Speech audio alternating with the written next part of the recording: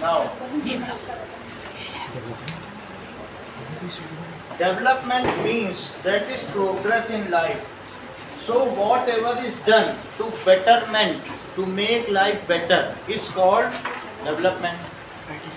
हमारी लाइफ को बेटर करने के लिए जो भी किया जाता है, either by government or by society, that is known as development.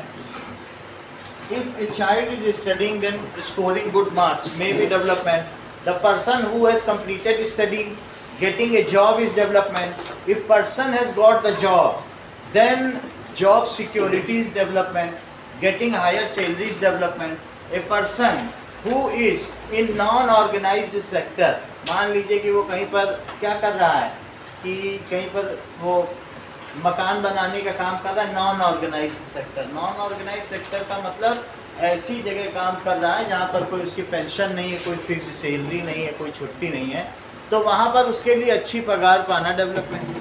Development क्या है? कनिष्का, दैट इज डेवलपमेंट का क्या मतलब है? Is progress in life. That is whatever is done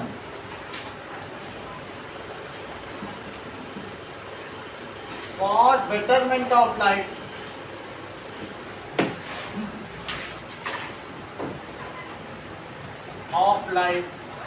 Is considered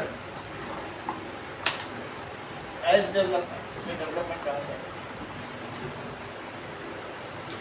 ठीक है. If for a child क्या होगा? Student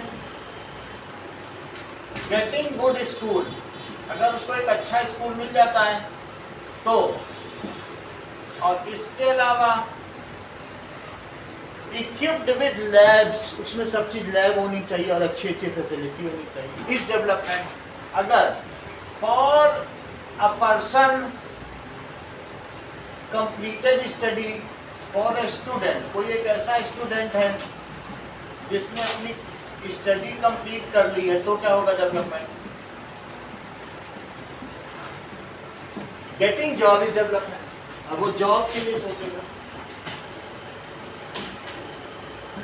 getting job is development. And for a vendor, जो वेंडर है कुछ बेच रहा है, सो getting good price of items,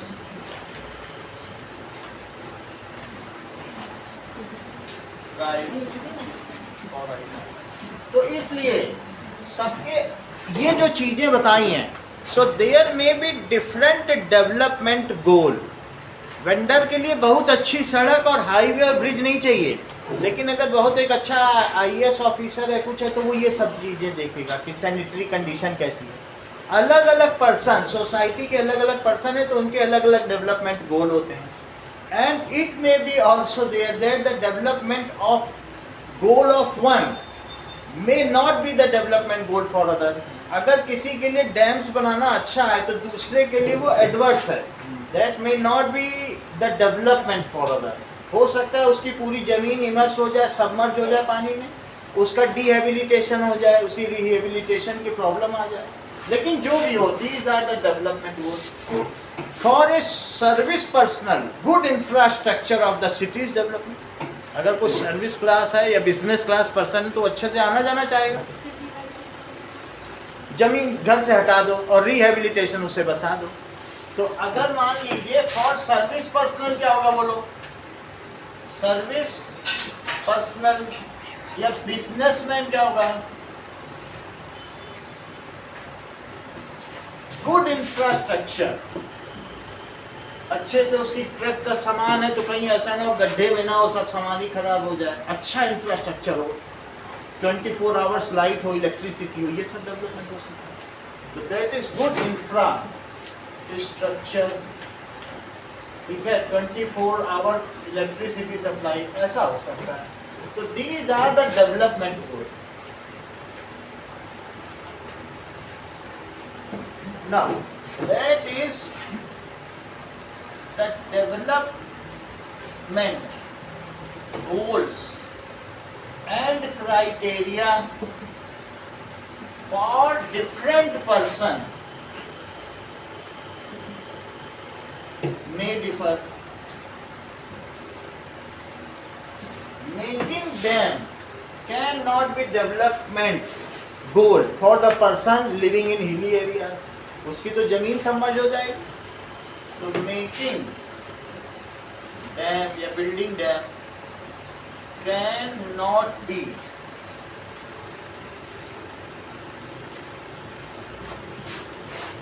goal for a person living in hilly area.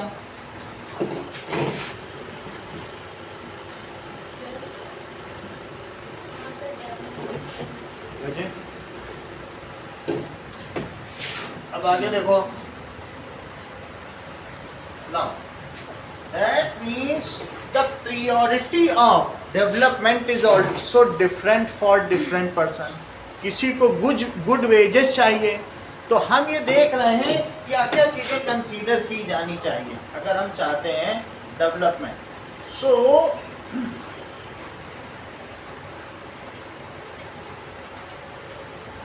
each person has own genuine desire. सबकी अपनी अपनी genuine desire थी. ऐसे तो कोई वीमेन फैंसी नहीं है सबके अपने, लेकिन अपनी अपनी कोई लॉजिकल डिजायर तो सबकी होती है.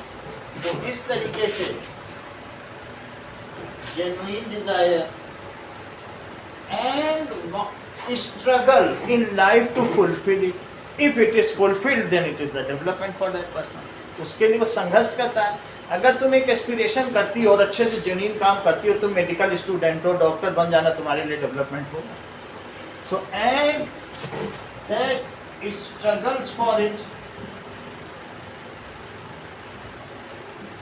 Then fulfilment of that desire. अगर उसे फुलफिल कर दिया जाए तो fulfilment of that desire is a development.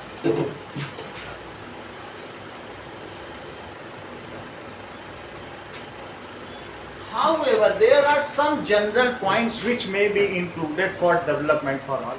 कुछ तो जनरल पॉइंट होंगे. सरकार अगर डेवलप करना चाहती है देश को, तो कुछ जनरल चीजें होंगी जो सबके लिए कॉमन होंगी, वो कर दे तो डेवलपमेंट हो जाएगा. सो द जनरल पॉइंट क्या हो सकते हैं. नाउ अब देखिए कि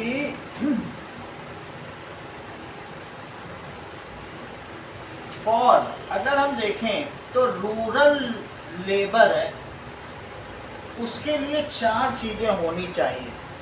wants, he wants more days of work, cheaper school, cheaper and good school for children, वो ये भी चाहेगा.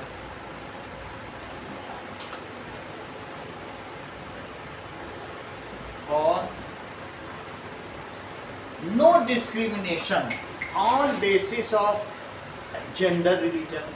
ऐसा कहीं लोग ग्रुप बना लेते हैं, तो वहाँ पर अगर मुस्लिम कम्युनिटी तो सब मुस्लिम को वो आपस में दे देंगे कि भाई हम मुस्लिम को रखेंगे, कोई हिंदू. तो ऐसा ना हो. या कोई SC/ST कैंडिडेट है तो कहेंगे नहीं हम इनको नहीं रखेंगे, पंडित को रखेंगे.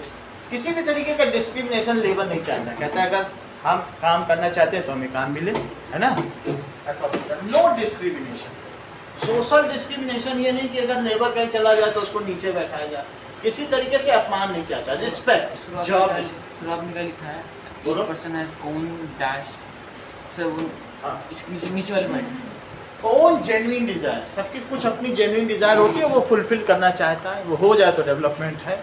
रूरल वाले के लिए क्या है, चीपर एंड गुड स्कूल चाहिए. No social discrimination. समाज में वो किसी तरीके का छोटापन नहीं चाहता, सबको समान व्यवहार में. अगर गवर्नमेंट ऐसा करती है, ऐसे लॉज बनाती है, तो वो अच्छी बात. No social discrimination. और इसके अलावा और क्या चाहता है, दैट इज यही सारी चीजें वो चाहता है कि और डेफिनिट वर्किंग आवर्स. ये नहीं, हाँ, that is fixed working hours. ऐसा नहीं होगा कि ओवर टाइम उससे कराया जाए. Fixed working hours. Good income चाहता है, good wages, more days of work, और दैट इज गुड इनकम. ये सारी चीजें. अब आगे देखिए now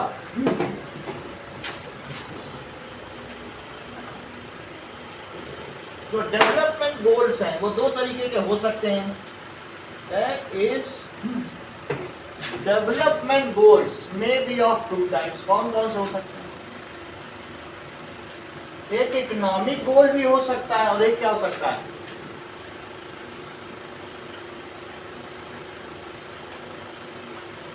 development goals. Now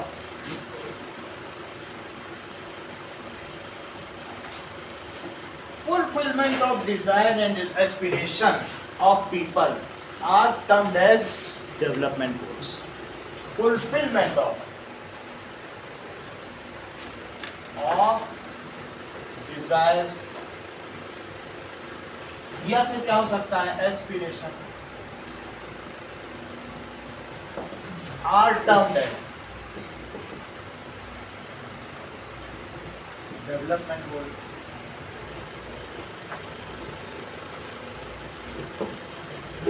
So person struggles for it, works hard for it, and government also helps to achieve public development goal.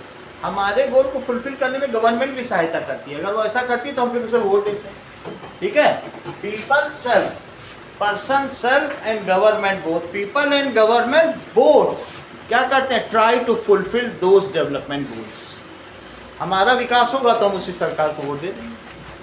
That is people and representative या government, वो दोनों both tries to get development goals fulfilled. वो क्या चाहेंगे कि गोल fulfilled हो जाए? To get development goals fulfilled. अब जरा देखो, ये डेवलपमेंट गोल दो तरीके के हो सकते हैं. एक इकोनॉमिक गोल्स हो सकते हैं और दूसरा कौन सा हो सकता है? नॉन इकोनॉमिक गोल्स भी हो सकते हैं.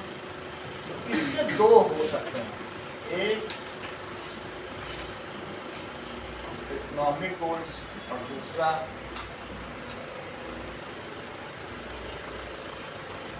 Economic goals. किसको इंक्लूड करेगा? Economic goals that is high income, regular employment, better wages. ठीक है. That is decent price for crops. Economic goal में क्या है? मीन्स हाई इनकम मिल जाए. जिसको इनकम मिलती है उसे इनकम मिल जाए. जिसे वेज मिलती है, पगार, जैसे पूरा दिन काम किया तो वेज मिलती है. बेटर वेजेस, ये सारी चीजें आ जाएंगी. इसके अलावा कई बार ऐसा भी होता है कि बेटर वेजेस हो सकता है, गुड प्राइस फॉर क्रॉप, और इसके अलावा क्रॉप सिक्योरिटी, जॉब सिक्योरिटी, ये सारी चीजें इसमें आएंगी. क्रॉप का इंश्योरेंस भी होता है, तो crop insurance, job security, pension after retirement, ये सभी किसमें आ जाएंगे? इकोनॉमिक गोल्स में आ जाएंगे. लेकिन इनसे ही नहीं चलता डेवलपमेंट. कुछ ऐसे भी है नॉन इकोनॉमिक गोल्स भी होते हैं. जैसे तुम काम करते हो तो तुमको रिस्पेक्ट भी चाहिए, तो नॉन इकोनॉमिक गोल्स भी आप चाहते हो. आप कमाते ही इसीलिए हो कि क्योंकि कुछ और चीज़ें फुलफिल कर सको, आपको रिस्पेक्ट मिले. ठीक है.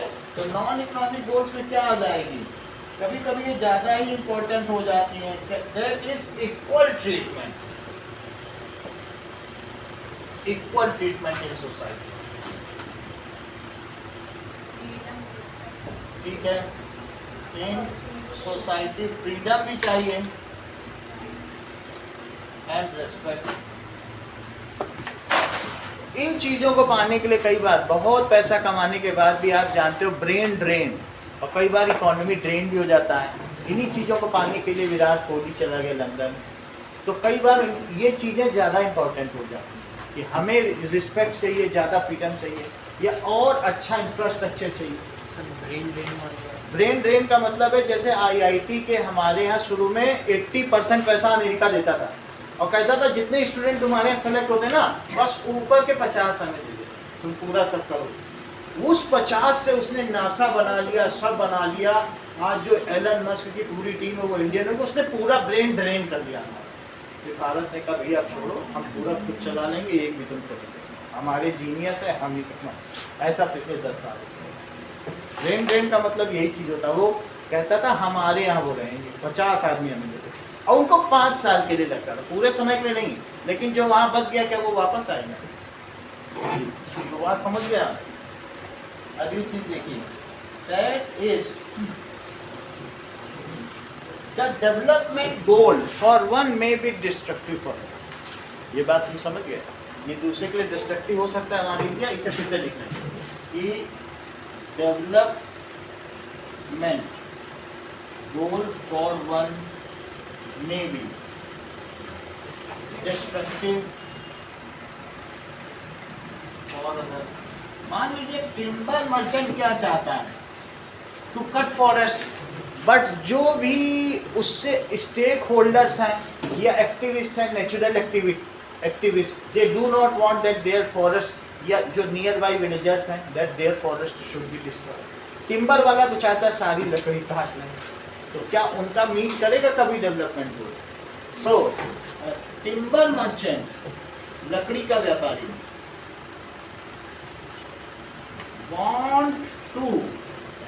want a forestation, deforestation ना, वो क्या चाहता है? deforestation, but जो लोकल विलेजर्स हैं they will oppose।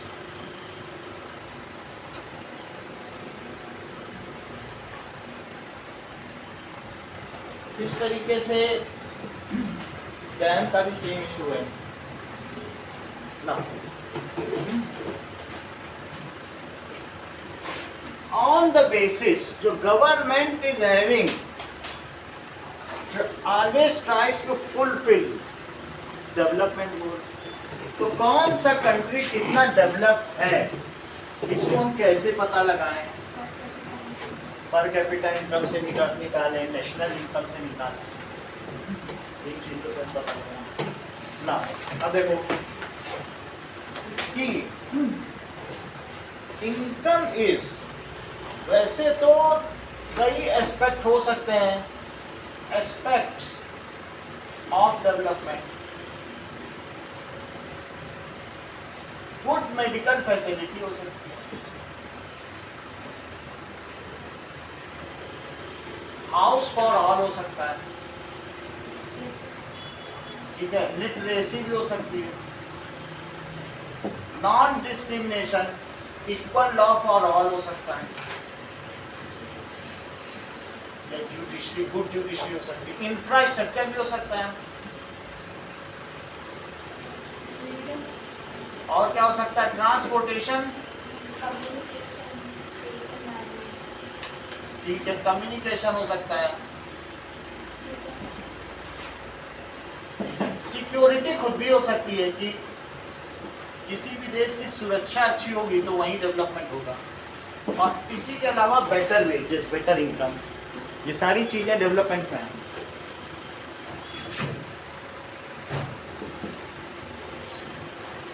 However, money is या income is the most important component of development। वैसे तो सभी घटक हैं विकास के, लेकिन सबसे महत्वपूर्ण घटक कौन सा है? Money is the most important component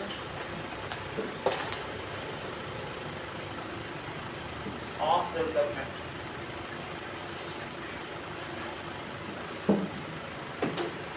Now,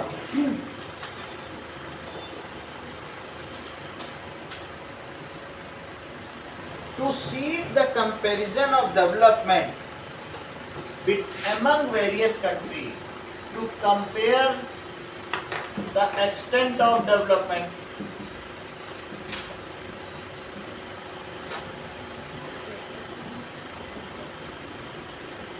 among various countries, national income and per capita income, इन सभी चीज़ों को कंसीडर किया जाता है। पर कैपिटा इनकम या पीसीआई इसका एक महत्वपूर्ण फैक्टर है, ठीक है। पर capita income is a factor taken under consideration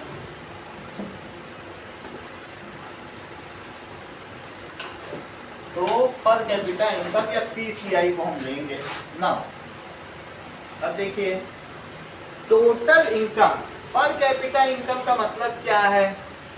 it is जो भी टोटल इनकम होगा या उस देश की जीडीपी होगी उसको वहां से हम नेशनल इनकम या जीडीपी एक ही बात है, ग्रॉस डोमेस्टिक प्रोडक्ट, उसको हम वहां की पॉपुलेशन से डिवाइड कर देंगे। अब इन चीजों को समझो। पर कैपिटा इनकम का फार्मूला बताओ, PCI, that is national income divided by total population. National income को ही जीडीपी भी कहा जाता है, ग्रॉस डोमेस्टिक प्रोडक्ट, उसको मनी में तोला जाता है, और upon total population of country. आप स्टेट की भी पर कैपिटा इनकम निकाल सकते हैं, किसी सिटी की भी निकाल सकते हैं। पीसीआई जहाँ की जिस एरिया के आप निकालना चाहते हो उसकी निकाल सकते हैं, जरूर नहीं कि किसी कंट्री की निकाल। जीडीपी क्या है? किसी भी कंट्री में प्राइमरी सेक्टर, सेकेंडरी सेक्टर और टर्शरी सेक्टर में हुई जो टोटल इनकम है उसे जीडीपी कहा जाता है। जितना इनकम कोई कर रहा है वो क्या है? जीडीपी, जो उसका फाइनल प्रोडक्ट है। अगर तुमने गेहूं ही बेच दिया तो जो final product, total income of the final product, ये नहीं कि गेहूं से फ्लोर बनाया फिर बिस्किट बनाया, तो तीनों का नहीं लेंगे, फिर बिस्किट का ही लेंगे। The total income from the final products made by country. तो फिर अलग अलग आप 10 चरणों में निकालेंगे तो 10 चरण का नहीं लेंगे, फिर कार का ही लेंगे सीधा, अगर आप कार ही बनाएंगे। So total income of the final products of all the economic sectors of country. अब चाहे जो भी हो, कुछ लोग गेहूं भी बेच देते हैं, इसको उसे क्या कहेंगे? Total income of all economic sectors of economic sectors. तो कौन कौन से हो सकते हैं? प्राइमरी, और कौन से हो सकते हैं? सेकेंडरी और टर्शियरी। इन सभी सेक्टर्स में ऑफ ऑल फाइनल प्रोडक्ट्स, किसका? Final products of all economic sectors of country, उसे क्या कहा जाएगा? It is called national income. कभी कभी ऐसा भी हो सकता है, हमारे यहाँ पर टर्शरी सेक्टर बहुत सस्ता है। तुम दुनिया में, स्वीडन में, नॉर्वे में, फिनलैंड में कहीं भी वॉशिंग मशीन की कंप्लेन करोगे कस्टमर केयर में, इंडिया वाला ही उठाएगा। हाँ, पूरी दुनिया पे कॉल सेंटर हम ही चलाते हैं। समझ आ गई बात कि नहीं? तो टर्शरी सेक्टर में भारत का बहुत ज़्यादा योगदान है। अभी भी सेवा क्षेत्र के लिए रूस ने हमसे 10 लाख इंडियंस की मांग की है। 1 लाख थोड़े दिन पहले यूपी ने अकेले इजराइल को भेज दिया। हमसे लोग हायर करते हैं, तो उसने यूपी से मांगा और सीधा मिल गया।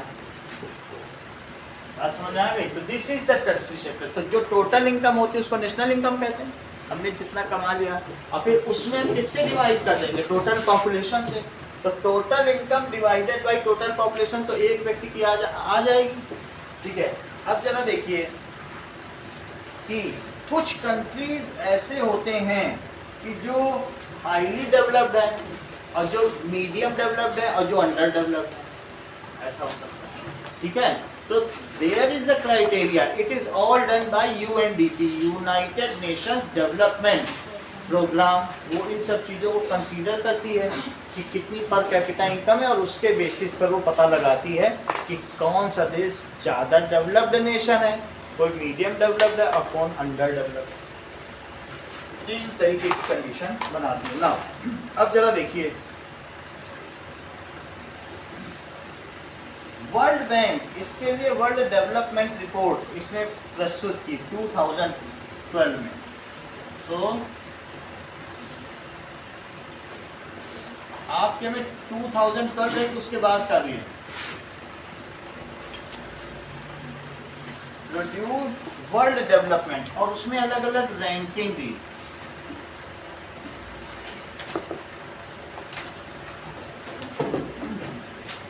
रिपोर्ट। अब जरा देखो कि on this basis, sir world band है कि बैंक? World bank. अब देखिए, now on this basis some countries are rich countries and some countries are low income countries। अगर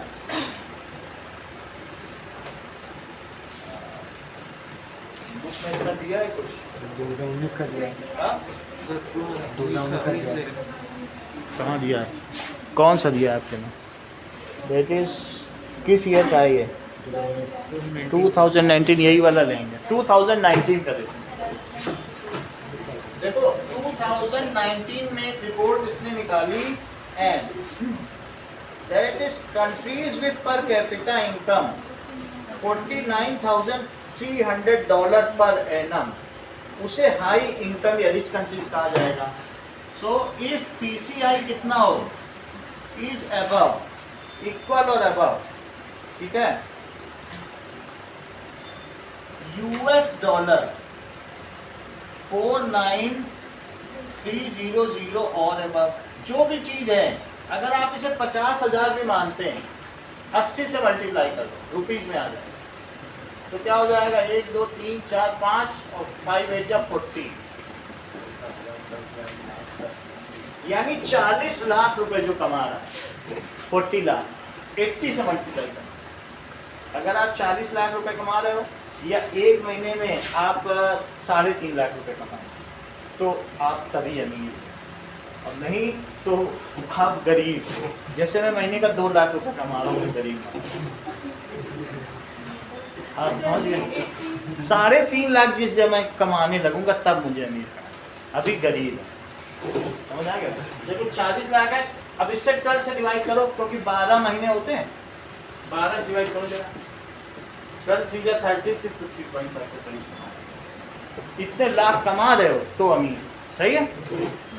बट ऐसा तो बहुत कम ही लोग होंगे हमारे यहाँ।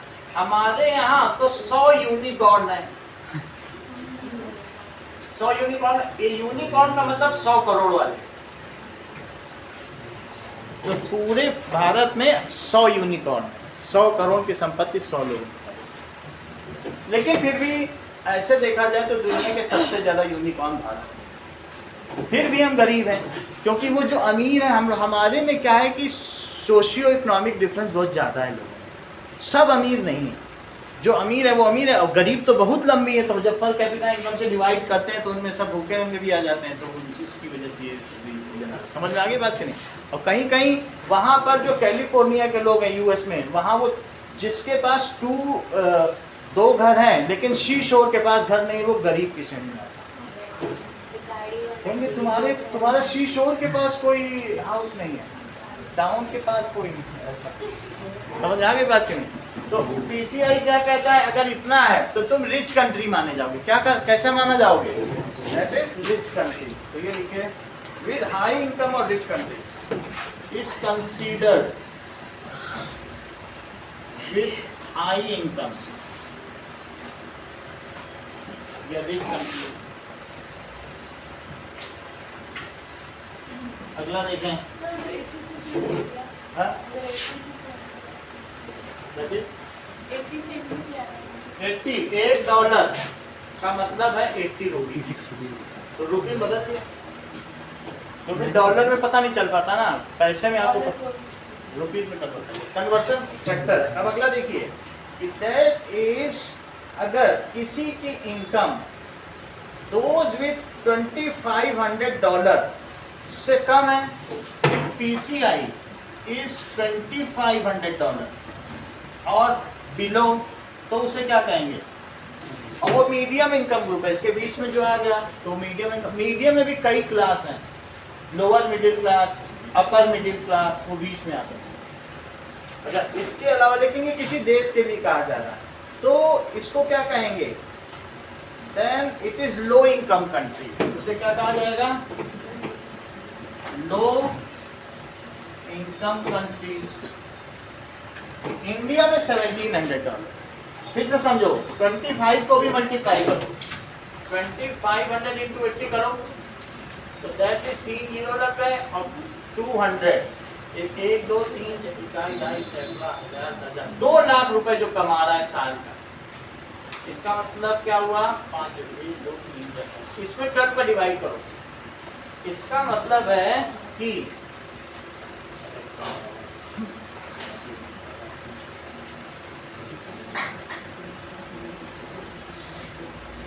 17,000 अगर कोई कमा रहा है कहीं पर, महीने का 17,000 बिल्कुल नॉमिनल होता है। इतना तो 12-13 हज़ार कमाने वाले तो घर भी नहीं चला पा रहे। 17,000 जो कमा रहा हो उसे क्या कहेंगे? लो इनकम कंट्री। हमारे इतना भी नहीं कमा रहे हैं, हमारे यहाँ $1,700 कमा रहे हैं। तो अवर PCI ये falls below the lower standard. तो PCI ऑफ इंडिया क्या है? तो हम लो इनकम कैटेगरी, उससे भी कम, जो सबसे कम है उससे भी कम। इंडियाज PCI क्या है? PCI is that is 1700. So we come under low income countries. So we come. कितना? 57 है मुझे पता है। ऐसा बताएं। 2019 के साथ अच्छा ऐसा दिखाया ना, ठीक है, यही इनकम इंडिया की दिखाई ना। 6700 लिखो इसको, 6700 सही है। नेट पे 1700 दिखा रहा था। चलो अब तो इसके मतलब हम क्या हुए बोलो? Low middle income. तो अंडर लो मिडिल में लगा दो, इसके बीच में पड़ा है। फिर क्या पड़ा? Low middle income. लेकिन सऊदी अरब की इससे बहुत ऊपर है। इन्होंने मिडिल ईस्ट के कंट्री को छोड़ दिया, बोले वो तो बस पैसा ही कमा रहे हैं, उनके यहाँ कोई बेसिक फैसिलिटी नहीं है, उनको डेवलप्ड कंट्री में नहीं मानते। समझ आई? क्योंकि वहाँ बाकी भी तो फैसिलिटी होनी चाहिए। वहाँ औरतों को ड्राइविंग की नहीं है, लॉ इक्वल नहीं है। तो जब सब चीज़ें फैक्टर क्राइटेरिया फुलफिल करोगे तभी तो तुम उस लेवल पे आओगे। तो मिडिल ईस्ट में Saudi Arab, Qatar, UAE, Oman, इन यमन, इन सबको इसमें नहीं लिया। वो ऑयल बेच के अमीर हुए, उससे कुछ नहीं होता। सारे फैक्टर फुलफिल करो तब तो डेवलप हो। आगे देखिए। So United Development UNDP, United Nations development programme में मिडिल ईस्ट को अप्रूव किया गया। अब आगे की बात देखिए। सिर्फ इतना ही नहीं है ना, एवरेज इनकम क्या है? एक और भी चीज बताई गई, दैट इज एवरेज इनकम।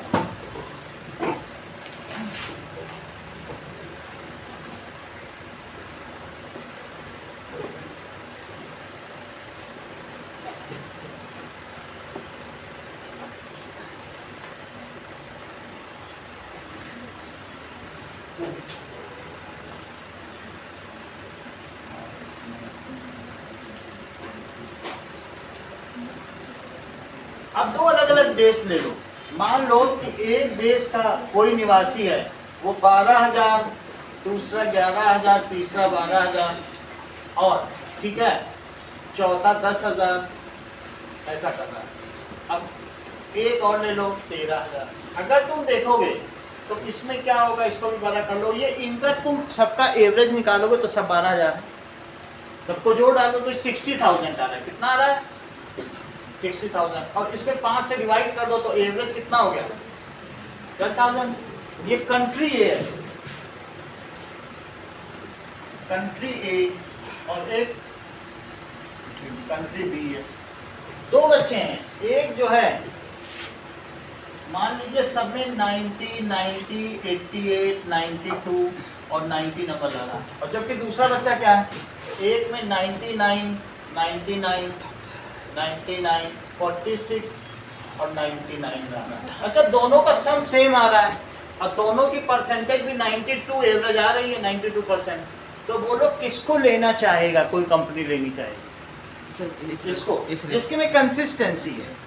मान लो अब दूसरा कंट्री भी है, उसके 4% भिखारी हैं और एक अडानी निकल गया उसमें, दैट कम्स है, उसे 12,000 चाहिए तो 60,000 में कितने बचे, दैट इज 56,000। तो क्या ये कंट्री अच्छा माना जाए कि नहीं? तो इसका मतलब है PCI can not be the sole criteria to determine that is development index. 193 देश की सूची बनती है, उसमें स्वीडन, फिनलैंड, नॉर्वे ये सब डेवलप्ड कंट्री माने जाते हैं, इनका हाई डेवलपमेंट इंडेक्स है।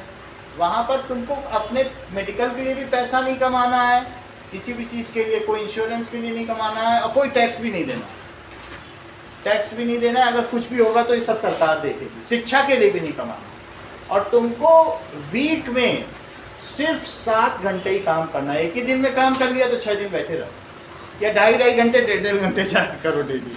ऐसे नेशन हैं, पैसे हैं उनके कंट्री पे, वो रिसोर्सेज का अच्छा यूज़ करते हैं और सब चीज़ें, कोई घपलाबाजी नहीं, कभी युद्ध भी नहीं देखा। तो समझ में ऐसे ऐसे देश हैं तो वो नंबर टॉप पे आते हैं और हम कहीं 125 ऑफिस रहे हैं। तो आप समझ गए कि नहीं?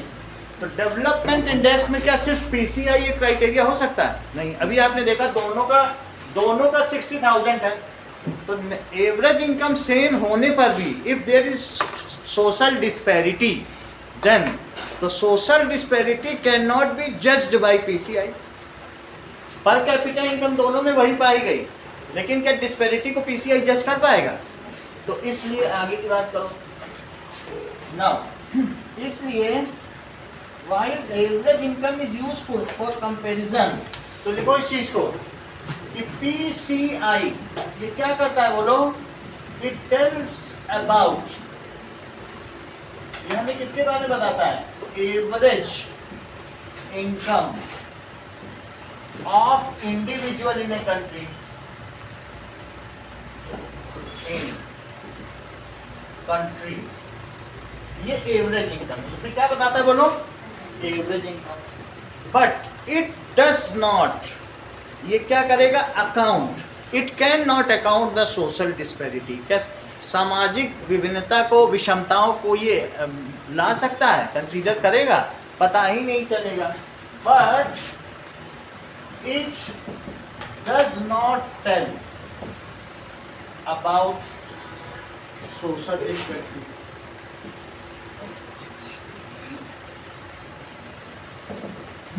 आगे की बात करो, दुबई में शेख बहुत अमीर हैं, लेकिन वहाँ जो मजदूर काम करते हैं इंडियंस, वो बहुत बुरी स्थिति में काम करते हैं। वो अंडरग्राउंड में रहते हैं, कई बार 200 लोग एक साथ मर जाते हैं, इतनी कम ऑक्सीजन। और फिर वो बोलते हैं कि भाई आपको डेड बॉडी चाहिए कि 80 लाख रुपए, जिसका कोई मर गया। तो पेरेंट्स कहते हैं बॉडी लेके क्या करेंगे, 80 लाख वो उसको वहीं कर। यही चल रहा है, ऑक्सीजन की कमी से वो नीचे मरी जाते हैं, ये बहुत ज़्यादा केस। अब आगे की बात देखो, तो ये तुम्हें पता चल गया।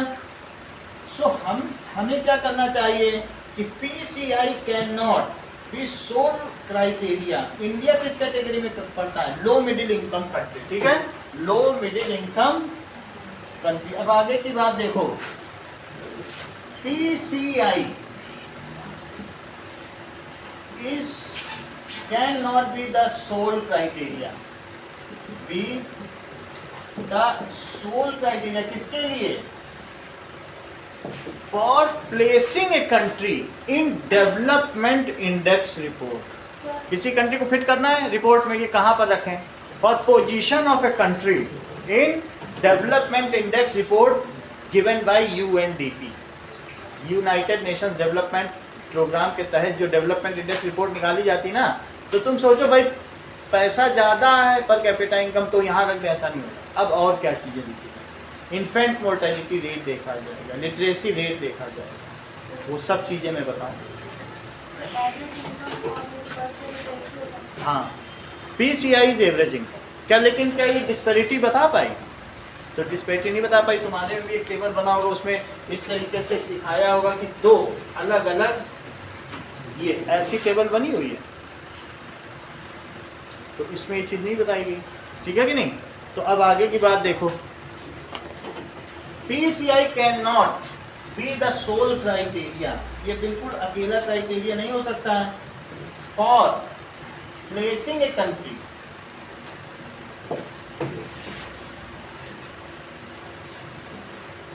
at some position in development index report. तो हमें क्या करना चाहिए? So other criteria. Other criteria are infant mortality rate, literacy rate, net attendance ratio, human development index. ये सारी चीजें हैं। Other criteria क्या है? Are infant mortality rate, शिशु मृत्यु दर, infant mortality rate, life expectancy rate, जीवन प्रत्याशा दर, लाइफ एक्सपेक्टेंसी रेट। इसके अलावा लिटरेसी रेट और नेट अटेंडेंस रेशियो, इन सभी चीजों के बारे में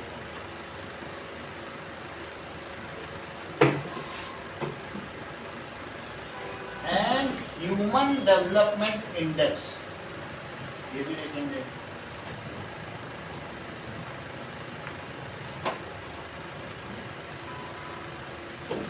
चलिए नाउ, जो बच्चे 1 साल से पहले मर जाते हैं उनके बेसिस पर हम क्या निकालते हैं? Infant mortality rate. Let us see it. Number of children पर 1000 चिल्ड्रन डाइंग बिफोर 1 ईयर, तो वो फिर ये कहा जाएगा शिशु मृत्यु दर। 1000 में कितने मरे? अभी ये मैं देख के बता देता हूँ कितनी लिखी है आपके में, देखो जरा इन्फेंट मोर्टेलिटी रेट इंडिया की और वर्ल्ड के रैंकिंग के हिसाब से क्या है, ये तो मैं बता देता हूँ।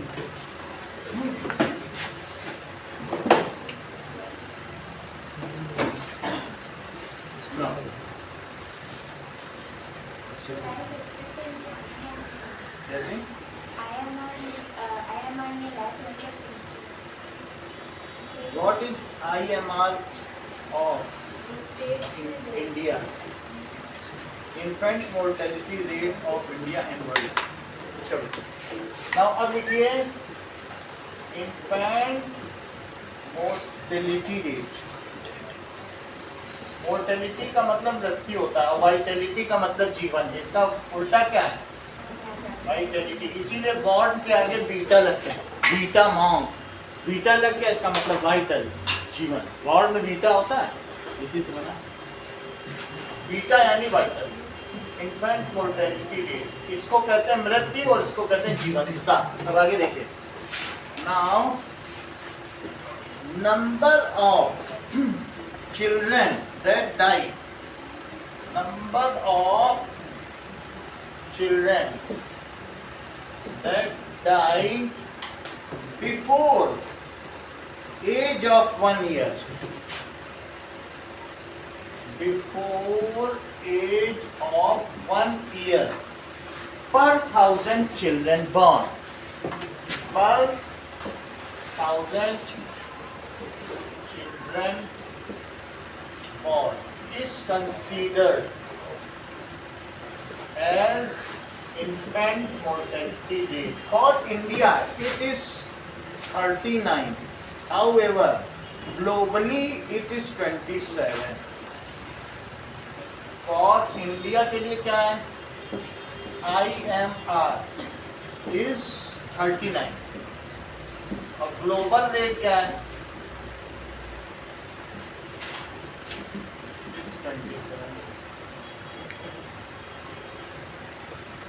Highest infant mortality rate is of which country? इसके अलावा ऐसा ही नहीं है, जबकि 101.3 फॉर अफगानिस्तान। हर 10 में एक बच्चा मरता है। अगला देखिए, that is literacy rate. Literacy rate का क्या मतलब है कि literate population of age group 7 and above. 7 and above है तो उसे पढ़ना आना चाहिए। कोई चीज लिखी है तो 7 साल के बच्चा पढ़ना चाहिए, पढ़ ले। तो literate population of a country, ठीक है, of in the age group 7 years and above. इसे परसेंटेज में निकाला जाता है, ये पर हजार में निकाला जाता है, लेकिन लिटरेसी रेट किस में निकाला जाएगा बोलो? Percentage. And above in A population is called literacy rate. फिर ये जेंडर के हिसाब से भी निकाला जा सकता है, किसी देश का भी निकाला जा सकता है। Literacy rate of India and world, हम अभी 77 हैं, जबकि वर्ल्ड के हिसाब से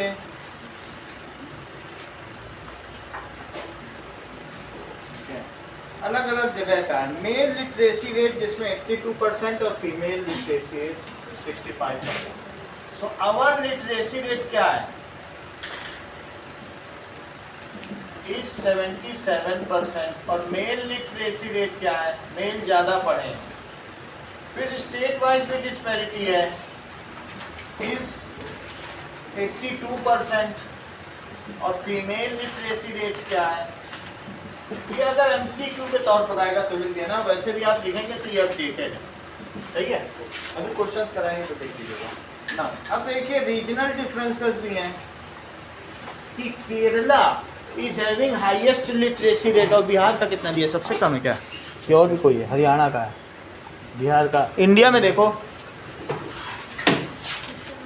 which state in India has highest literacy rate and which lowest? देखो केरला का तो हाईएस्ट लिटरेसी रेट है, बिहार का लोवेस्ट। देखिए चीज, so Kerala has highest literacy rate while Bihar has lowest literacy rate. वहाँ 99% है और श्रीलंका में चले जाओ तो 99.4%। नाउ देखो स्टेट वाइज डिस्पैरिटी भी है। Kerala has highest literacy rate और Bihar has lowest literacy rate. अब देखो केरला का 96.2 है, जबकि बिहार का 63. जो हमारे इंडिया के लिटरेसी रेट से अबव है, और जबकि इसका जो एवरेज लिटरेसी रेट है बिहार का उससे भी कम। अगला पॉइंट देखो, नेट अटेंडेंस रेशो क्या होता है?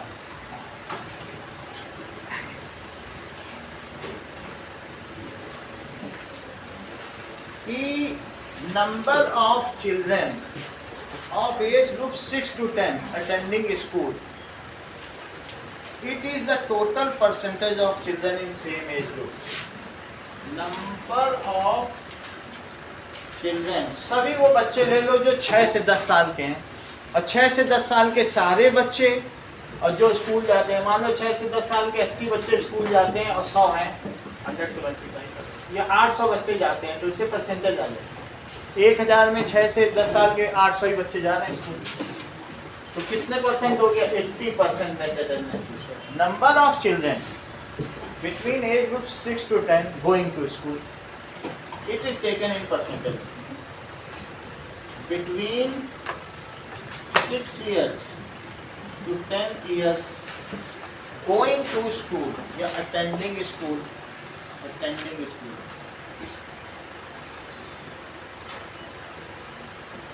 is called net attendance ratio.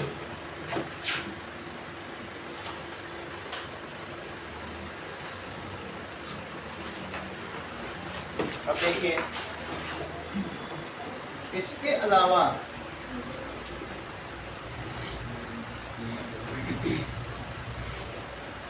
Human development index क्या है?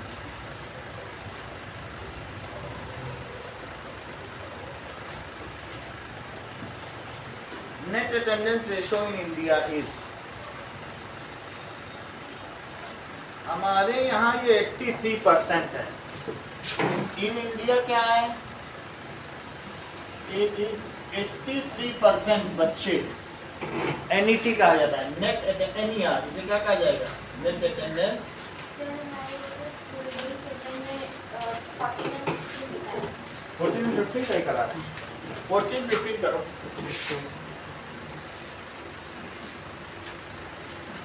14 to 15 ठीक है। आगे की बात देखिए। नाउ ह्यूमन डेवलपमेंट इंडेक्स क्या है? It is published by UNDP, United Human Development Report is published by United Nations Development Program. Okay.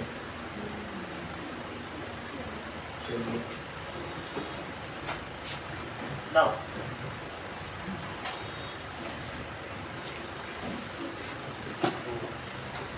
it is helpful in comparing and understanding the level of development. It is the ranking of country. कोई पूछेगा HDI में तुम्हारी ranking क्या है? हम लोग कहेंगे 125, कितनी 92 है, 132, यानी हम लोग उसी के आसपास रहते हैं। तो जो तुम्हारी रैंकिंग है पूरी 193 में, वो इंडेक्स पे आप कहाँ पे हो, तो ये अच्छी रैंकिंग नहीं है। That is, it is helpful in comparison.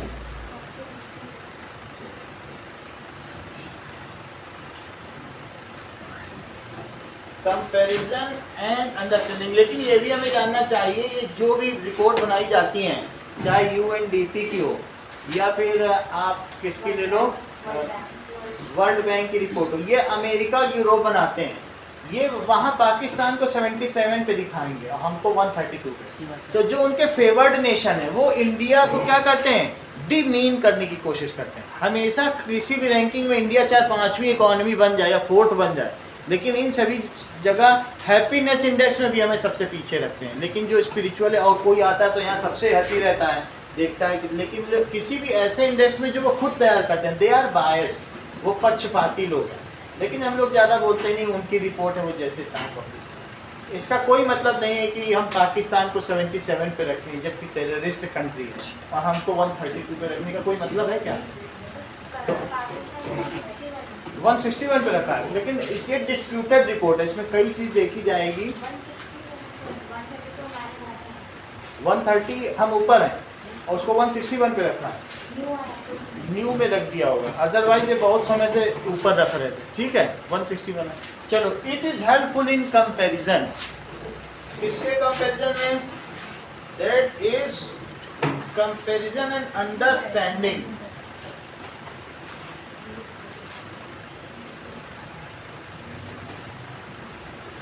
In comparing and understanding the level, comparison of level of development, कि कितना कौन डेवलप्ड है। Okay, level of development of countries in the world.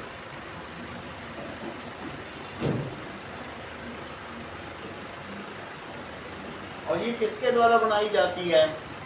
It is published by UNDP। और ये क्या क्या चीजें consider करती है?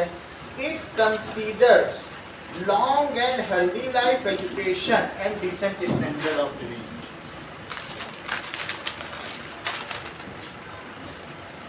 Long and healthy life, education and decent standard of living।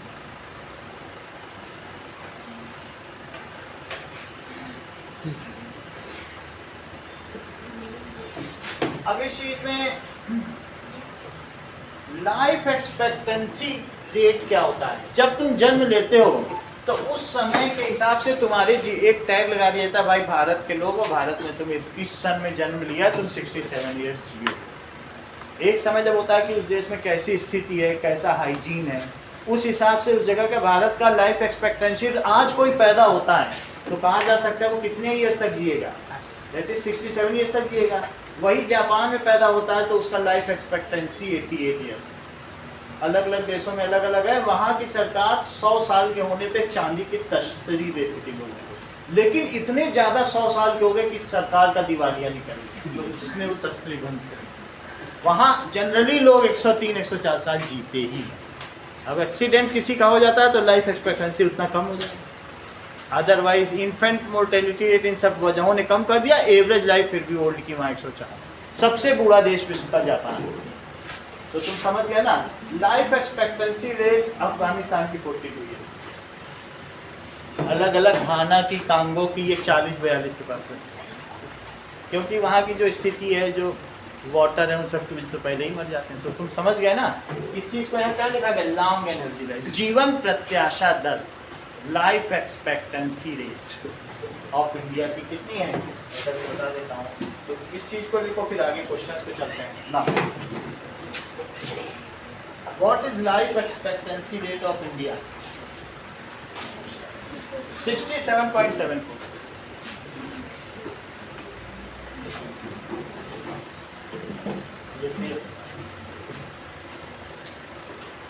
Expected life of a person at the time of birth is called life expectancy. Life expectancy,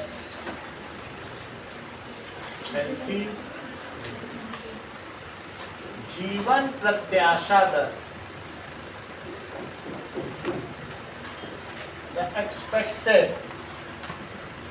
life of a person, ठीक है, at the time of birth in a nation, at some place, कहीं पर जो आया हो उसको कहते हैं। For India it is,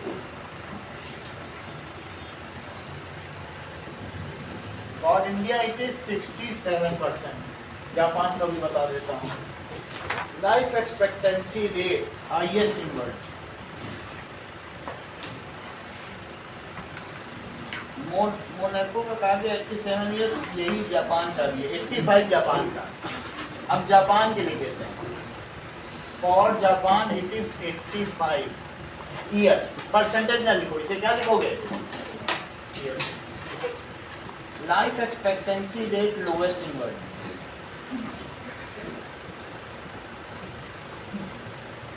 ये सब नाइजीरिया, इन सब की कम है। अब ये देखो नाउ, ये बात हो गई ग्रॉस एनरोलमेंट रेशो। अब ये क्वेश्चन आंसर कराएंगे, उनमें ये वर्ड आएंगे, तब फिर तुम लोगों को उसमें सपोर्ट मिलेगी। ग्रॉस एनरोलमेंट, इसके क्वेश्चन आंसर थोड़े हार्ड है। ग्रॉस एनरोलमेंट रेशो, इसीलिए सब पहले से मैं बता देगा। चलो, इसका मतलब क्या है कि total enrolment in a specific level of education regardless of age is known as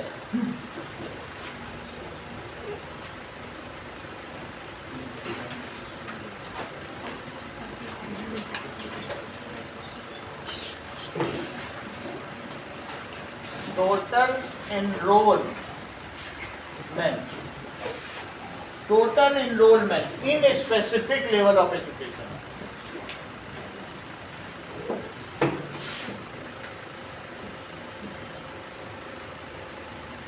In some field, ठीक है, comparing to total persons of that age group.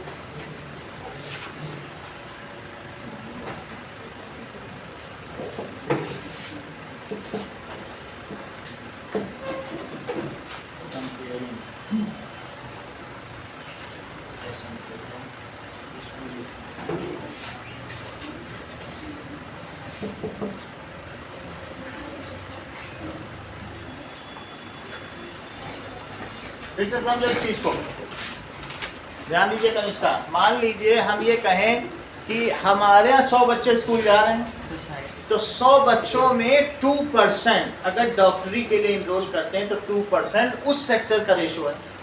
3% IIT के लिए इनरोल करते हैं तो 3% उसका है। कुछ डेंटिस्ट्री के लिए करेंगे तो 0.2% उसका। 100 बच्चे 100 डेंटिस्ट नहीं बन जाएंगे, सबकी अलग अलग फील्ड है। तो इससे हमें पता चलता है कि किसी देश का किस किस फील्ड में क्या क्या इंटरेस्ट है, कौन कितना बच्चा कहाँ जा रहा है, तो हमें रेशो से पता चल जाता है। कुछ ऐसे होते हैं बिजनेस सेक्टर में सब बच्चे पढ़ने चले गए, तो ग्रॉस एनरोलमेंट रेशो बिजनेस का हो सकता है 8% हो, ज़्यादा कॉमर्स ही लिए जा रहे हैं। कुछ 2% डॉक्टरी में चले गए, समझ ना लीजिए, तो उसको क्या कहेंगे, ग्रॉस एनरोलमेंट रेशो। अब ये देखिए,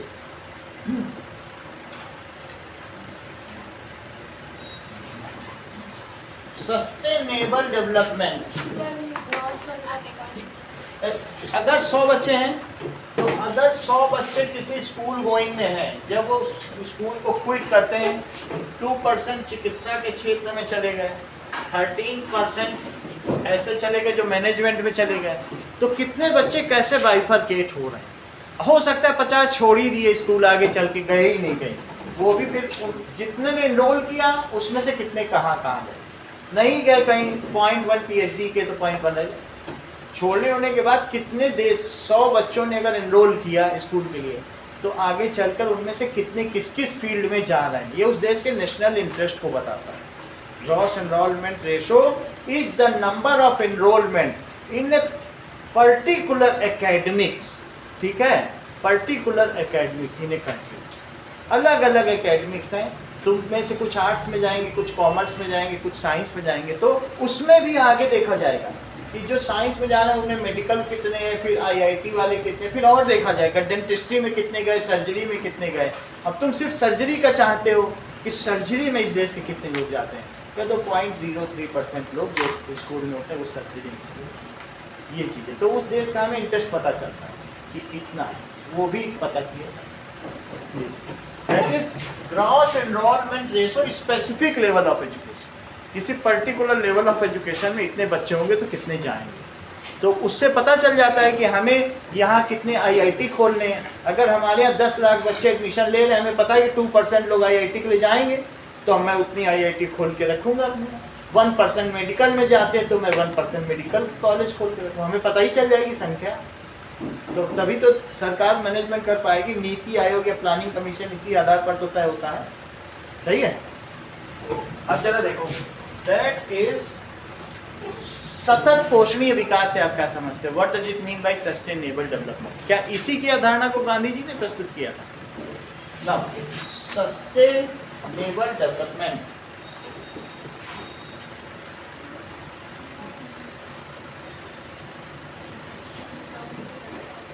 अभी आप ये देखिए कि कई ऐसी चीजें आने लगी हैं कि पहले क्या था, सब काम हाथों से होता था। मशीनों के आने के बाद से जब स्पिनिंग जेनी का आविष्कार हुआ तो 100 कॉटन के थ्रेड एक ही मशीन काट देती थी। लंदन में यही तो होता था, कितनों के रोजगार चले गए। पहले जो चरखा से काम होता था, स्पिनिंग जेनी 1000 सूत काट देती थी, थ्रेड बना देती, यार्न, समझ आया। फिर उससे भी फास्टर मशीन आई। तो अगर आप सब कुछ मैकेनाइज्ड कर देंगे तो क्या लोगों के हाथ में व्यापार बचेगा, या तो फिर आप उसी तरीके से उनको स्किल डेवलप करिए। लेकिन स्किल डेवलप आप करेंगे, सब कुछ मशीन करेगी तो इंसान क्या करेगा, फिर वो अर्निंग कैसे करेगा। अभी आप ये समझिए, चैट जीपीटी आ गया, दैट इज चैट जीपीटी आया, फिर उसको पूरा करने के लिए एलन मस्क ने ग्राफ 4 निकाल दिया। ये क्या आ गया बोलो, ग्राफ 4। ग्राफ 4 समझ इस बात को, ये एआई जनरेटेड है।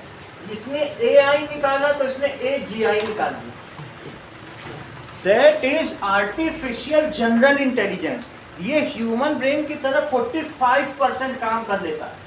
अगर ये 90% कर लेगा तो it is as good as human. तब कैटास्ट्रोफ आ जाएगी, प्रलय आ जाएगी, फिर किसी भी ह्यूमन के विश्व में जरूरत ही नहीं रहेगी। सारा काम 10,000 का तुम ये एक ऐप डालो, इससे हर काम कराओ, इसको रोबोट में डाल दो तो रोबोट वही काम करेगा जो इंसान करेगा। तो 10,000 का तुमको ह्यूमन स्लेव मिल जा रहा है, वो हर काम वैसा सोचेगा, वैसी इंटेलिजेंसी से करेगा। तो तुम क्यों किसी ह्यूमन को पूरे हर महीने 20,000 दोगे, अभी ये 45% हमारे इंटेलिजेंस को कंपेयर कर लिया। तो ये इतने खतरनाक स्तर पर, अगर इसने 2-3 महीने में 90 कर लिया तो ह्यूमन रेस ही खत्म हो जाएगा। इस चीज़ के लिए कहा गया है सस्टेनेबल डेवलपमेंट। हम डेवलपमेंट को, समझ में आई बात कि नहीं, हम डेवलपमेंट को इस स्तर पर करें सो दैट द रिसोर्सेज, उस समय ये सब चीज़ें थी नहीं तो ये बातें नहीं कही गई है, डेफिनेशन पुरानी है, so that the resources last for future generation. सही है। डेवलपमेंट को चाइना ने इतनी फास्ट गति से किया, इतना मैकेनाइज्ड किया है कि अब वहाँ जो लोग शुरू में रोजगार करते थे, ऐसे ऐसे वहाँ साइंटिस्ट हो गए, सब मशीनें बना दी, रोबोटाइज कर दिया है, लोगों के व्यापार चले गए। इस समय वो भूखमरी की कगार पर है, लोग सड़कों पर सो रहे हैं। अगर आप चाइना का वीडियो देखें तो पता चलेगा, इतनी बुरी स्थिति है कि अब बस भूखे मरने की कगार है। अगेन जो 1916 में माओ के समय में आया था, 30 लाख चाइनीज मारे गए थे भूख से, वही स्थिति फिर आ रही है। अभी भी माओ के समय में 30 लाख लोग मारे गए थे। अभी जैसे वहाँ पर शी जिनपिंग है, शी जिनपिंग के पहले माओ की सरकार थी।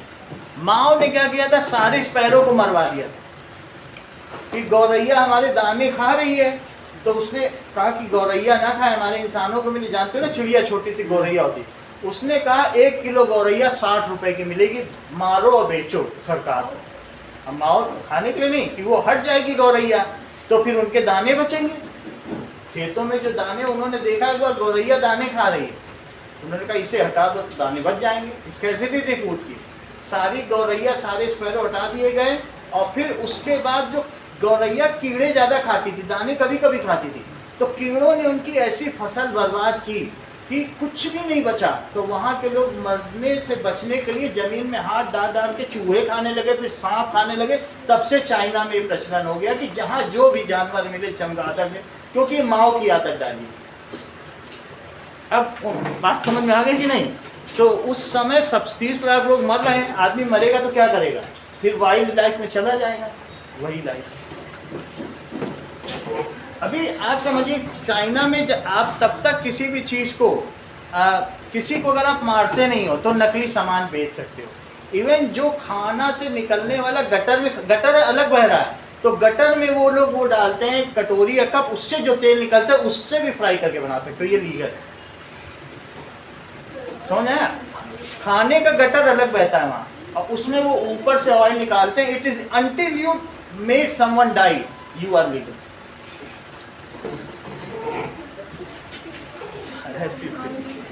अब हम लोग देखेंगे sustainable development ratio. That is एक कंपनी नकली दूध बेचती रही, जब एक व्यक्ति की मृत्यु हो गई तब चाइनीज कंपनी ने कहा नहीं अब तो मर गया। तब तक कितने लोगों ने कंप्लेन की इससे ये हो रहा है, बीमारी हो रही, तो वो कहते हैं मत खरीदो, लेकिन मारना नहीं है किसी को, तब तक नकली बेच सकते। टोटल देखिए इस चीज को लिखो, it is process of development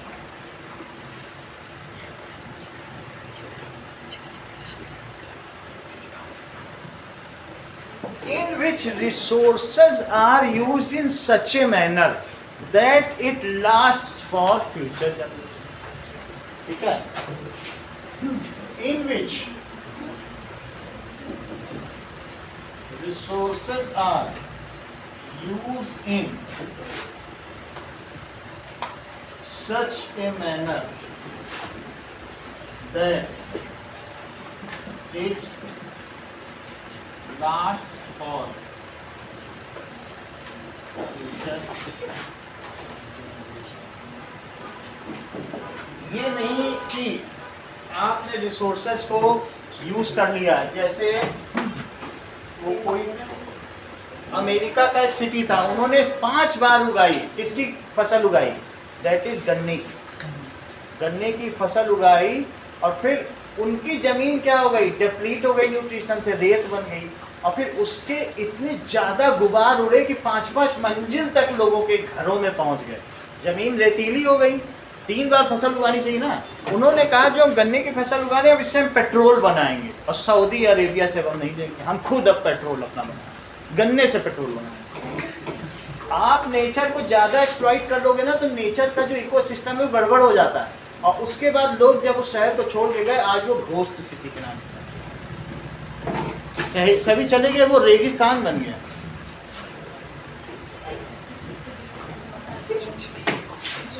अब देखिए, now what is national development of a country?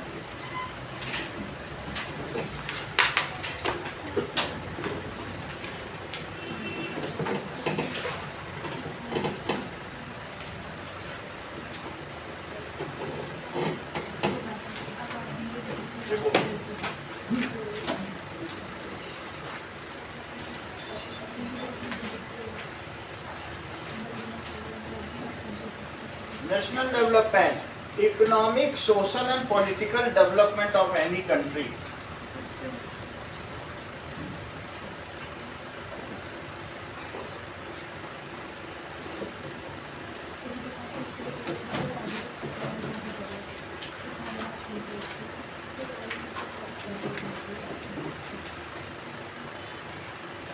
This cause national development.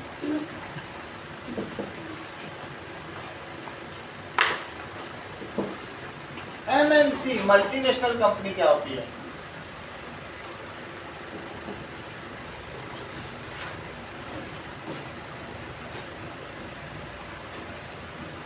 हमारे यहाँ 1980 में पूरी दुनिया में रिसेशन आया था। रिसेशन का मतलब मंदी। मंदी का मतलब क्या हुआ कि भारत के पास सिर्फ 17 दिन का खाना खरीदने का पेट्रोल का पैसा बचा, 17 दिन का।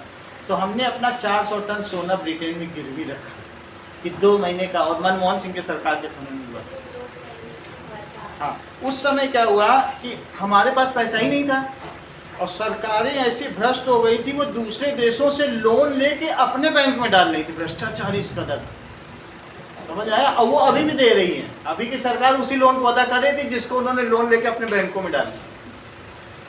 कितनी बुरी स्थिति। एक है कि इनकम से भ्रष्टाचार करो, तो उन्होंने कहा हम भारत की सरकार है आपसे $2 बिलियन लोन लेना चाहते हैं, 300 ले लेके अपने बैंक में डाल, भारत के पास खाने को पैसे। तो ऐसे में हम लोगों ने, ऐसी स्थिति थी कि हमारे यहाँ भारत का ही सामान बिकता था, हम भारत के बाहर का लेते नहीं थे। हम खुद भी पार्ले जी खाते थे, मेहमानों को भी पार्ले जी। हमारे यहाँ दूसरी बिस्किट की कंपनी ही नहीं थी, बच्चे भी खाते थे, बड़े भी सब पार्ले जी खाते थे। एक ही तरीके का ब्रांड था, बजाज का स्कूटर जो यहाँ चलता था, जो इंडिया के चलते थे LML का स्कूटर। लेकिन उस समय हमने क्या किया, दूसरे देशों से, इसको कहते हैं उदारवाद, लिबरल, कि ठीक है सारे देश आओ हमारे यहाँ अपनी कंपनी लगाओ। फिर बाढ़ आ गई, जिसको देखो अब हमें 4 तरीके के बिस्किट खाने लगे, 5 तरीके के स्कूटर मिलने लगे, 3 पहले निरमा आता था, अब अलग अलग व्हील भी आने लगा, क्या आने लगा, एक एक चीज़ के ब्रांड आ गए। जो दुनिया में बिकता था वो यहाँ आने लगा। और उन MNC को भारतीयों की ज़रूरत थी, क्योंकि कंपनी कौन चलाएगा, एक डायरेक्टर चाहिए, लोग काम करने के लिए चाहिए। तो उससे हमारे यहाँ क्या हुआ, लोगों को बहुत सारा सर्विस मिला। ऐसी चीज़ जो तुम यहाँ भी करो, यहाँ भी मैकडॉनल्ड है, तुम केन्या चले जाओ वहाँ भी मैकडॉनल्ड है, पाकिस्तान में भी ये मैकडॉनल्ड कंपनी बहुत सारे देशों में व्यापार करती है। तो इस चीज़ को कहते हैं multinational company, a company which does business in many country. उसे क्या कहेंगे, मल्टीनेशनल। सिर्फ मैकडॉनल्ड यहाँ नहीं मिलेगा, तुम यूरोप में जाओ वहाँ भी मिल जाएगा। समझ में आ गई बात कि नहीं? तो ऐसी कंपनी को क्या कहेंगे, that is those countries, those companies which have ownership in many countries, ownership of production of goods. किसका production, production of their goods। कहाँ पर, in many countries are called MNCs। लेकिन बहुत समय 10 साल पहले तक इन पर किसी का कंट्रोल नहीं था, जिसको मर्जी निकाल देती थी बिना पेंशन के। तुमको 10 साल रखेंगे फिर निकाल देंगे, फिर तुम कहाँ जाओगे। तो MNC का अब सरकार ने इन पर थोड़ा फ्लिप करना शुरू किया, नहीं ये मानना पड़ेगा, ये करना पड़ेगा, तभी तुम्हें आए। अब थोड़ा बहुत ये लोग जॉब सिक्योरिटी दे, नहीं तो पहले नहीं। अब देखो now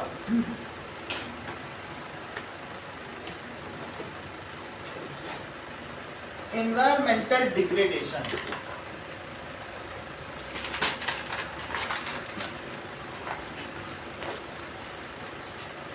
So by pollution of air, water, soil, by pollution of air, water, soil, environmental degradation takes place.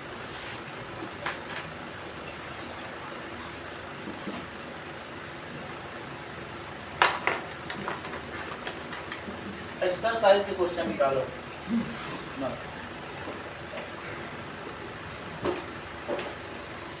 तब देखिए development of a country can generally be determined by, ठीक है, किससे डिटरमाइन होती है ना? बुक है इधर पीछे है आपके पास, पता चल रहा है ना? ये तो मैं बुक दे दूं।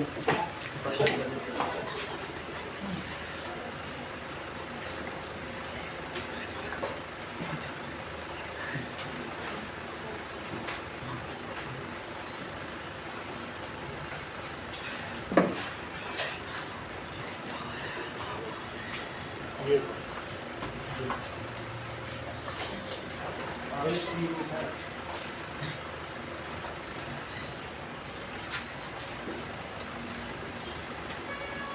चलो,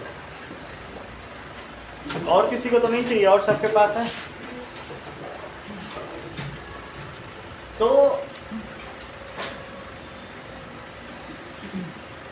इट इज, किससे हम पता करेंगे बताओ? ऑल ऑफ अबव होगा, ऑल ऑफ, सिर्फ पीसीआई से नहीं होता, इसीलिए तो चैप्टर बढ़ाया गया।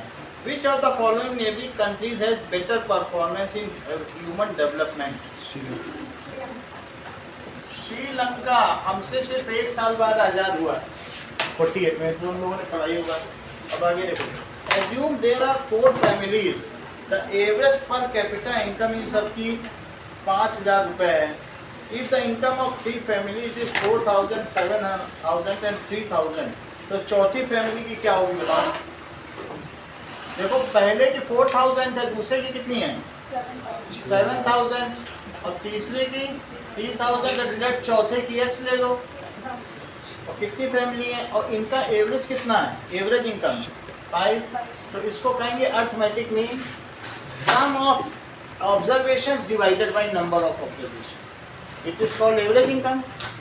तो ये हम लोग का अर्थमेटिक मीन भी है, sum of observations divided by number of observations. इस चीज को क्या कहते हैं, समांतर माध्य, अर्थमेटिक मीन, दैट इज ये एवरेज इनकम, यही चीज हमने लिखी। तो अब आगे देखो उसमें कितना आ जाएगा, 14,000, और यहाँ क्या लिखोगे, इंटू 4 प्लस एक्स, तो x कितना आ जाएगा, 20,000 में से 14,000 करो, 6,000 आ जाएगा। अगला सवाल देखिए, what is the main criteria used by, इसे टोटल नोट करो, मैं सिंपल लैंग्वेज में लिखूंगा। सो आप देखिए,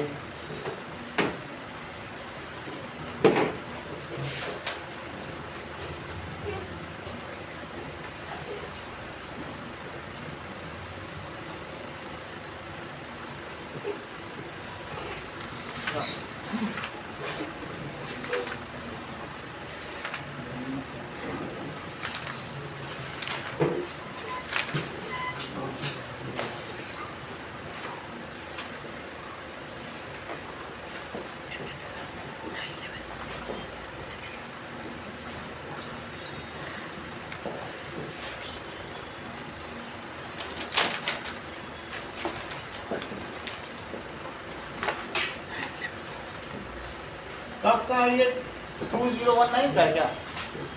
जो है? 2019 हाँ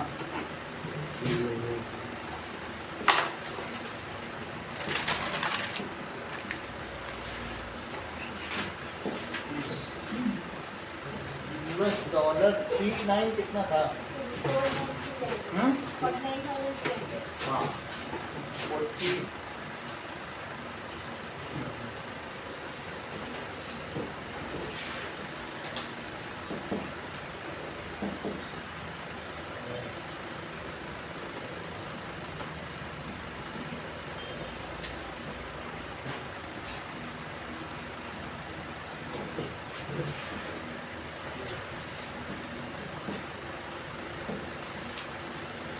और अगर कितना है दूसरा फिश?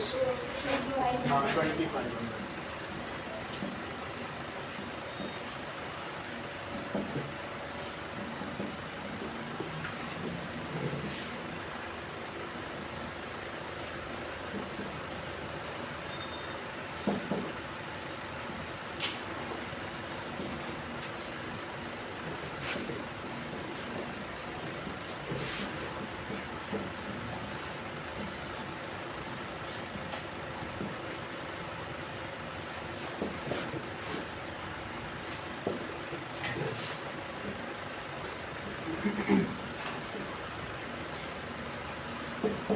इंडिया इनके बीच में पड़ता है, सो considered as low income, low middle ना, low middle income.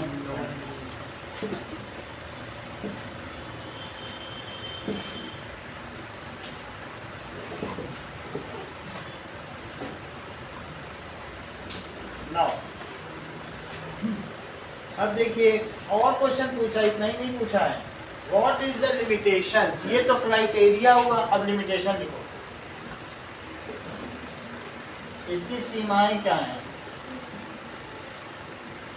Word bank इसको यूज कर रहा है लेकिन ये मीनिंगलेस है। That is averages are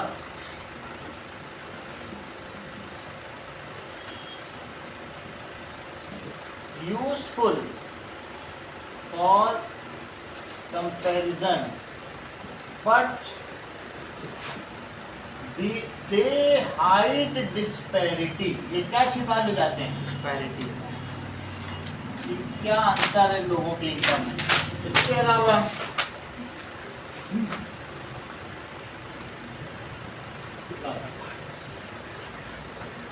better income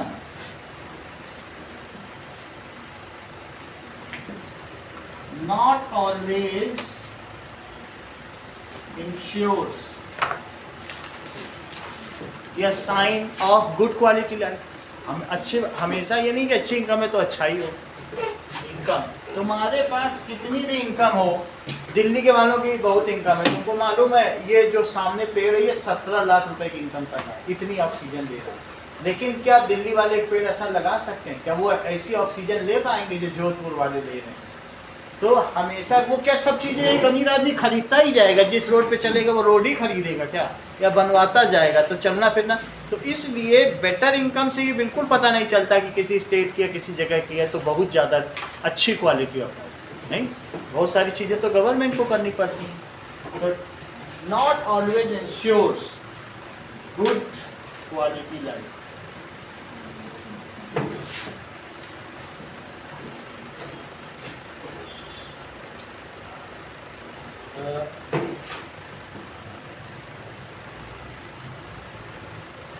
freedom, equality before law, ठीक है।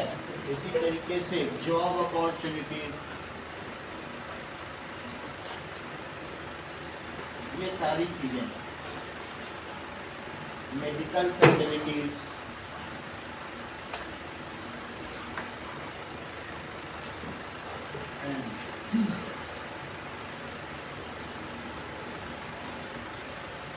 are the other factors should be taken under consideration।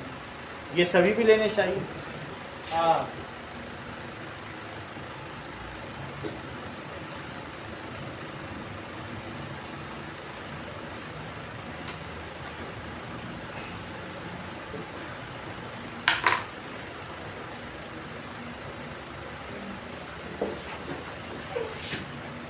अगला देखें, लिटरेसी भी लिख सकते हो, उसको लिटरेसी भी होनी चाहिए।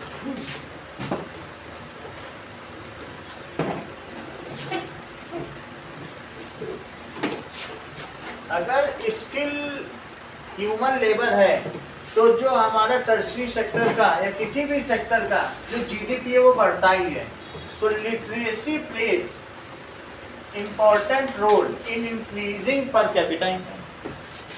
इसीलिए हम सर्विस सेक्टर में जगह जगह लोग हमें देते हैं, हमारा लिटरेसी रेट ठीक ठाक ही है, जो तेज है वो कर रहे हैं। Now question number 5, in what respect is the criteria used by UNDP for measuring development index different from used by, तो अलग अलग एजेंसी हैं, एक वर्ल्ड बैंक है, वर्ल्ड बैंक और एक है UNDP।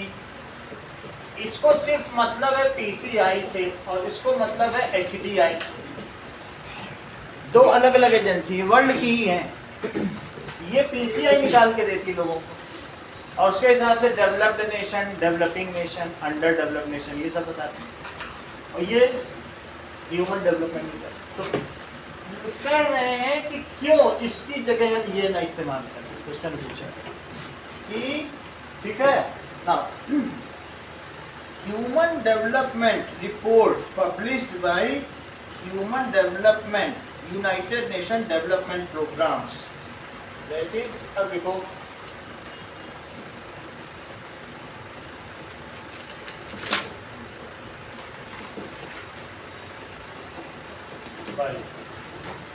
इसे HDR भी कहा जा सकता है, पब्लिश्ड बाय यूनाइटेड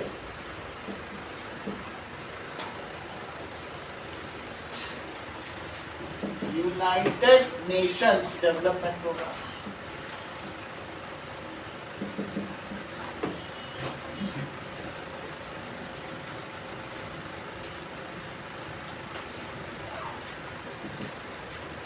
ये सारे चीजों को कंसिडरेशन में लेगी।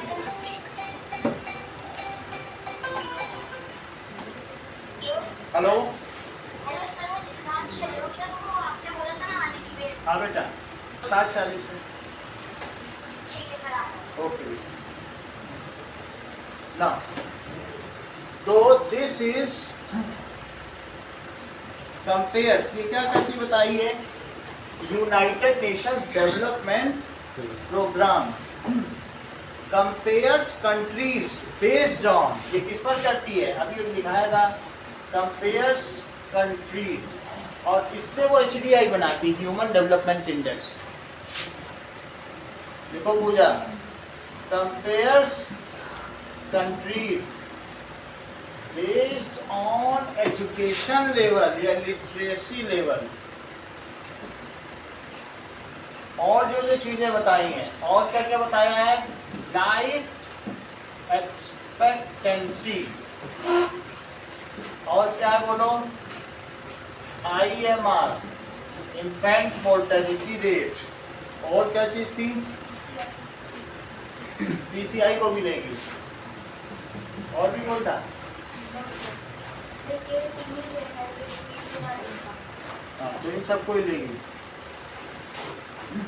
Health status and per capita income, health status, इन्हीं तीनों को लेकर वही तीनों बेस्ड ऑन किस किस चीज पर, एजुकेशन लेवल हो गया, मेरे ख्याल से सबको लेना चाहिए, मैं एक बार फिर से देखता हूँ, क्या लेना चाहिए? ऐसा होगा नहीं तो हमें ये चैप्टर पढ़ाया ही नहीं जाता। क्या लेना चाहिए? अगर ये जो UNDP है ना, हर चीज को लेती होगी, इन्फेंट मोर्टेलिटी रेट को भी लेती होगी, नहीं तो ये हमें पढ़ाया ही नहीं जाता। हाँ? लेना चाहिए, मैं फिर से एक बार चेक करता हूँ।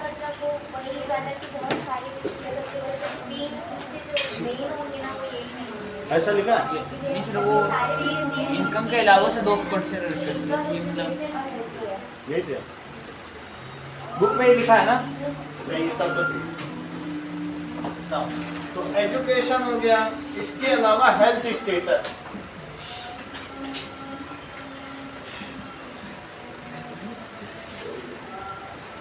एंड PCI कहाँ लिखा है, दिखाओ जरा। दिखाओ।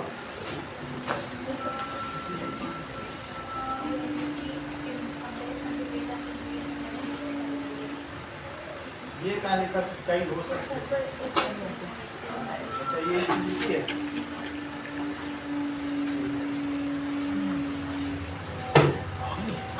ओके सर इधर फिट बैग इतना ही रखो आज के।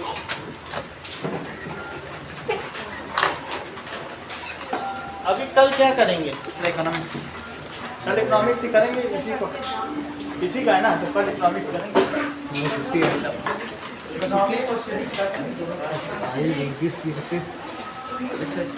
सर हमारे 4 दिन छुट्टी है। हाँ? सर हमारे स्कूल में 4 दिन छुट्टी है। क्यों? स्पोर्ट्स फ्लैग कैसे? सर हम नहीं आएंगे सर। देख लें, कोई नहीं सकता। हाँ, कोई नहीं।